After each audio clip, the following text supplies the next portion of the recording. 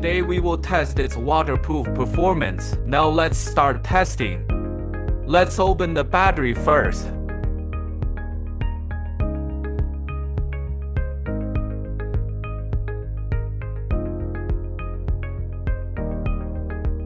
Our waterproof testing is in progress. Let's give both ports some more rain. Battery also work fine during water spraying.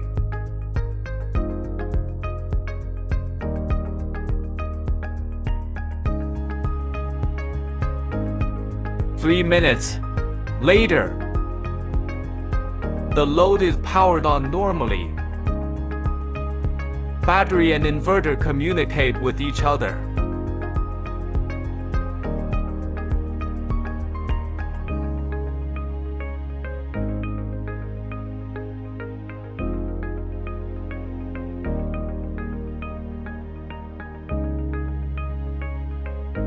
Now let's do the uncap test.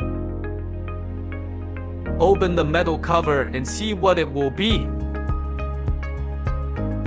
We prepared some pH test strips. Let's use it to wipe the inside of the battery.